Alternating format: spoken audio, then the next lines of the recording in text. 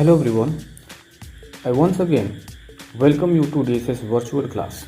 Today I am going to start your chapter and we will go through it by explaining each and every paragraph along with giving meaning of the most difficult words that will appear on the screen.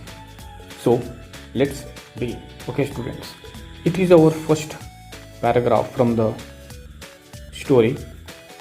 Let us read it. The two boys started in surprise at the fresh, muddy imprints of a pair of bare feet. What was a barefooted man doing on the steps of a house in the middle of London? And where was the man? As they gazed, a remarkable sight met their eyes. A fresh footmark appeared from nowhere. So, in the very first paragraph, the writer has presented two boys who were surprised at the fresh, muddy imprints of a bare feet. Now, you know that the story is about a scientist named Griffin. He discovered the rare chemical which can make a man invisible, but at the same time, the man can be touched and felt physically. So, they started wondering. Means the two boys thought, what was the barefoot man doing on the steps of a house in the middle of London? They were also surprised to see that the man was not visible, but his footprints were there. When they looked attentively, they noticed that again a fresh footmark appeared on the muddy ground from nowhere. Now we have our second paragraph. Let us read it further. Footprints followed, one after another, descending the steps and progressing down the street. The boys followed, fascinated, until the muddy impressions became fainter and fainter and at last disappeared altogether. Now they noticed that one after another footprints had been appeared which were following towards the street. The man was not still visible. The boys then followed the footprints, having fascinated on it until it was invisible. Means that the footprints became fainter and got invisible. The explanation of the mystery was really simple enough.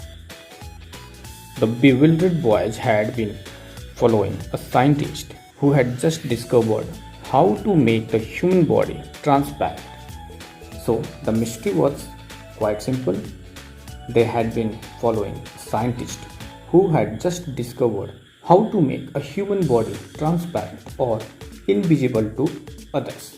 Griffin, the scientist, had carried out experiment after experiment to prove that the human body could become invisible. Finally, he swallowed certain rare drugs and his body became as transparent as a sheet of glass, though it also remained as solid as glass. So, here the writer reveals the name of the scientist. He goes on saying that the name of the scientist was Griffin and he had been working for a long time to discover a medicine which could make a human body transparent. Suddenly, he consumed a certain drug which he had prepared and his body got invisible but can be felt physically. Brilliant scientist though he was, Griffin was rather a lawless person. His landlord disliked him and tried to eject him. In revenge, Griffin set fire to the house. To get away without being seen, he had to remove his clothes. Thus, it was that he became a homeless wanderer, without clothes, without money, and quite invisible, until he happened to step in some mud and left footprints as he walked. So, the paragraph reveals a fact that the scientist was brilliant, but he was a lawless person. Means that he always used to break the law, and that is why his landlord disliked him and tried to get him out of the house. So, to take revenge of this, Griffin set fire to his house and to flee away without being seen. He consumed the drugs and then removed his clothes. Now he was invisible to anyone, and this was the scene when those two boys noticed his footprints on the muddy ground. So now he was homeless wanderer. He had no clothes, no money, and was quite invisible to the people. So when he was roaming around by mistake, he put his feet in some mud, and this left an imprint and drew the attention of the two boys. Okay, students, read this paragraph. He escaped easily enough from the boys who followed his footprints in London, but his adventures were by no means over. He had chosen a bad time of the year to wander about London without clothes. It was midwinter. The air was bitterly cold, and he could not do without clothes. Instead of walking about the streets, he decided to slip into a big London store for warmth. So here is the explanation of the paragraph. He easily escaped the boys who were following him, but he had many more adventures that was still about to come.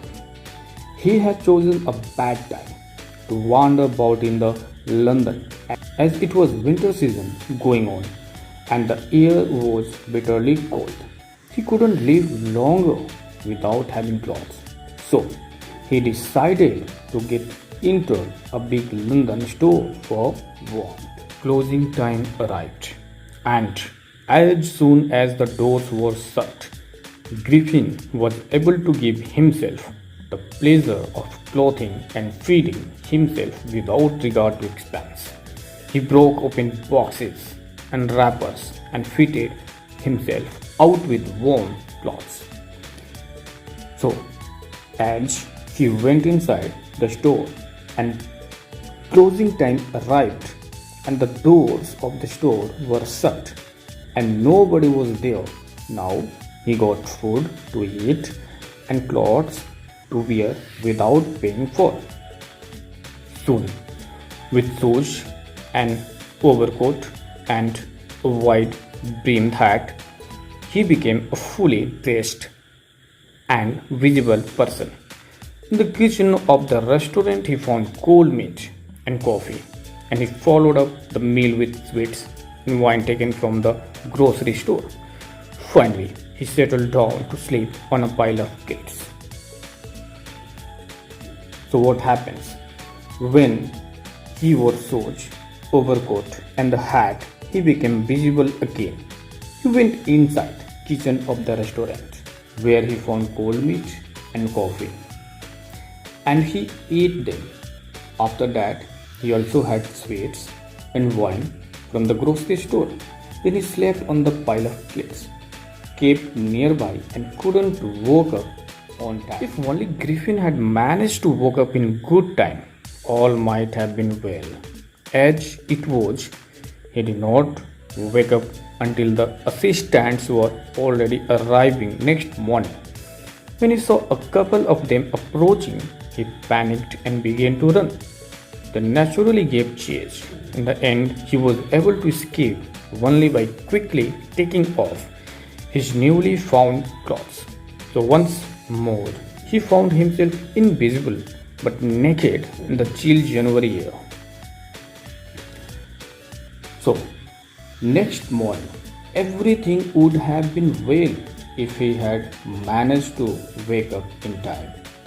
But he went on sleeping, and when he heard some noises and woke up and saw the assistants came and approaching near him, he became nervous and started running away. Then the assistants also began to chase him. He got escaped only in the end only because he quickly removed his new clothes one by one. Again, he was naked and invisible, without money in the chill air of January. This time, he decided to try the stock of a theatrical company in the hope of finding not only clothes but also something that would hide the empty space above his shoulders. Shivering with cold, he hurried to Drury Lane, the center of the theatre world. Now, this time, he decided to try the clothes from theatre company. By this way, he could cover his face and the empty space above his shoulders. So, he quickly reached Drury Lane, which was the center of the theatrical world, as he was shivering with cold. Okay, let us read the next paragraph. He soon found a suitable shop. He made his way, invisible, upstairs and came out a little later, wearing bandages round his forehead, dark glasses, false nose, big bushy side whiskers, and a large hat. To escape without being seen, he callously attacked the shopkeeper from behind, after which he robbed him of all the money he could find. So, he soon found a suitable shop according to his needs. He entered the shop and came out wearing bandages around his forehead, false nose, side whiskers, and a hat. Now, he wanted to escape without shame. Also, he had no money. So, he attacked the shopkeepers and robbed him. Eager to get away from crowded London, he took a train to the village of Epping, where he booked 2 rooms at the local inn. The arrival of a stranger at an inn in winter was in any case an unusual event. A stranger of such uncommon appearance set all tongues wagging.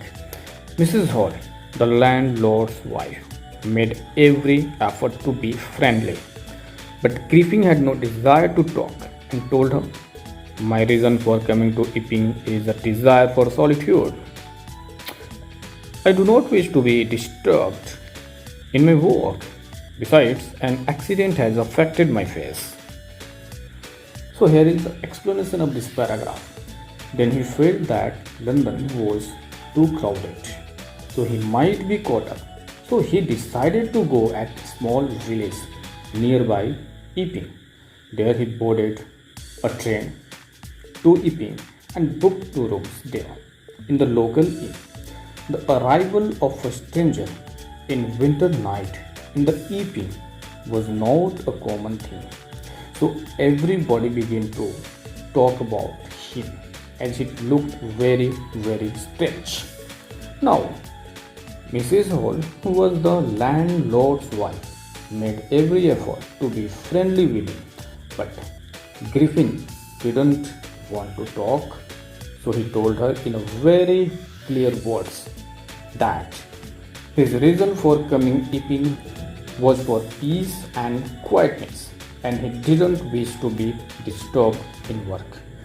Also, he told that an accident had affected his entire face, due to which he had to cover it. Satisfied that our guest was an eccentric scientist, and in view of the fact that he had paid her in advance, Mrs. Hall was prepared to excuse his strange habits and irritable temper. But the stolen money didn't last long, and presently Griffin had to admit that he had no more ready cash. He pretended, however, that he was expecting a check to arrive at any moment. The landlord's wife, Mrs. Hall, accepted that her new guest was very strange, and she also excused his strange habits and tempers and behavior as he had paid her in advance. Then the time came when his money was over. He then told her that he had no ready cash right now. He had pretended that he was waiting for a check which could arrive at any moment. Shortly afterwards, a curious episode occurred. Very early in the morning, a clergyman and his wife were awakened by noises in the study. Creeping downstairs, they heard the chink of money being taken from the clergyman's desk. Without making any noise and with a poker grasped firmly in his hand, the clergyman flung open the door. Surrender! So, the explanation of this paragraph is then something really happened. The clergyman and his wife were awakened by some noises in the study room. When they were coming downstairs, they heard the sound of money being taken from the clergyman's desks. The clergyman held a metal rod in his hand and flung the door open. And as soon as he opened the door, he said, "Surrender," as he thought he had caught the thief. Okay, my dear students, we have just completed our part 2 video here. I hope you would have got it. In the next video, I will cover the next storyline, and I suppose that it will be our last video. And for the time being, I expect to leave now. Thanks a lot for your appreciations and comments for the first part of this video lecture. Thank you very much.